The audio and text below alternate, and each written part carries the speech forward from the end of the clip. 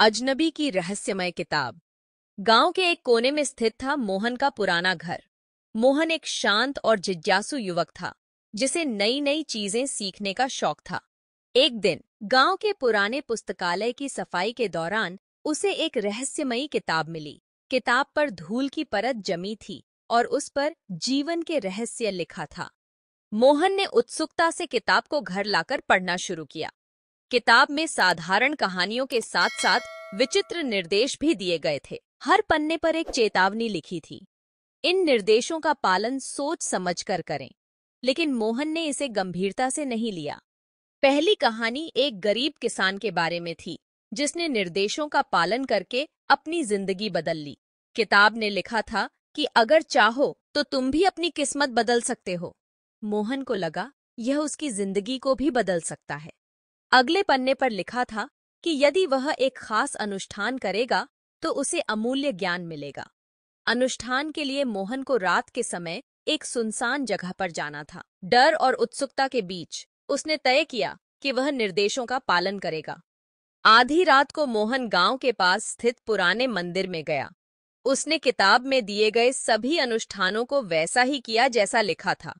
अचानक एक तेज रोशनी के साथ मंदिर में कुछ अजीब घटित हुआ।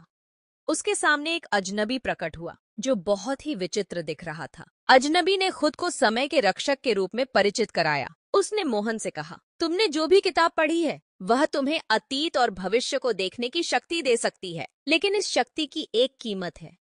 मोहन को इस शक्ति को लेकर बहुत उत्सुकता हुई। उसने रक्षक से पूछा कि वह इसे कैसे उपयोग कर सकता है। रक्षक ने उसे चेतावनी दी, समय से छेड़छाड़ मत करना, वरना परिणाम घातक हो सकते हैं।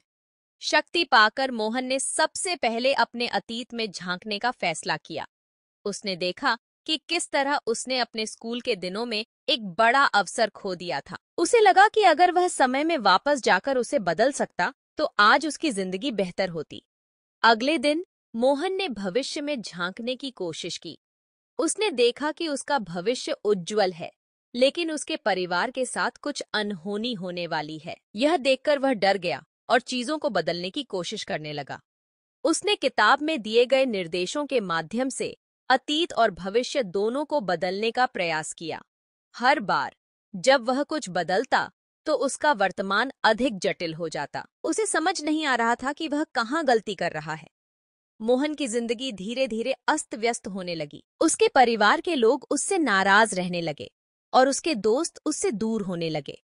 उसे महसूस हुआ कि समय के साथ छेड़छाड़ करने से उसकी परेशानियां और बढ़ गई हैं।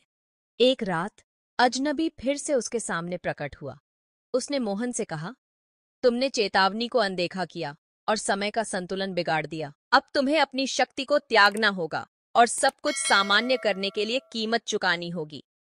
मोहन ने पूछा, मुझे क्या करना होगा? रक्षक ने कहा, तुम्हें अपनी सबसे प्यारी चीज को छोड़ना होगा। यही समय को संतुलित कर सकेगा। मोहन के लिए यह बहुत कठिन फैसला था। मोहन ने सोचा कि उसकी सबसे प्यारी चीज क्या है। उसे महसूस हुआ कि उसका परिवार ही उसकी सबसे बड़ी ताकत है, लेकिन वह उन्हें छोड़ नहीं सकता था। उसने रक्षक से एक और मौका मांगा। रक्षक ने उसकी भावनाओं को समझा और कहा, तुम्हारे पास एक और तरीका है। अगर तुम अपने स्वार्थ को छोड़कर दूसरों के लिए जीना शुरू कर दो तो समय तुम्हें माफ कर सकता है। मोहन ने अपनी गलतियों से सबक लिया और अपना समय दूसरों की मदद करने में लगाने का फैसला किया। उसने गांव के बच्चों को पढ़ाना शुरू किया और गरीबों की मदद करने के लिए एक छोटी सी संस्था खोली।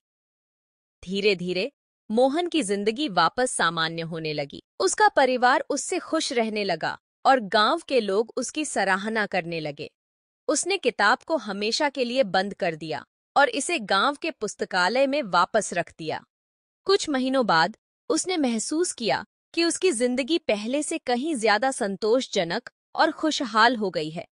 उसने रक्षक को धन्यवाद दिया कि उसने उसे सही राह दिखाई। अब मोहन ने फैसला किया कि वह समय के महत्व को दूसरों को भी समझाएगा। उसने अपनी कहानी गांव के हर व्यक्ति को सुनाई और उन्हें बताया कि वर्तमान में जीने का महत्व क्या है। मोहन की जिंदगी एक प्रेरणा बन गई। उसने साबित कर दिया कि समय से बड़ा कोई गुरु नहीं है। उसने अपनी गलतियों से सबक लिया और दूसरों को भी प्रेरित किया। शिक्षा। समय के साथ छेड़छाड़ करने से बेहतर है उसे समझना और उसका सम्मान करना। वर्तमान को जीना ही असली सुख है। धन्यवाद।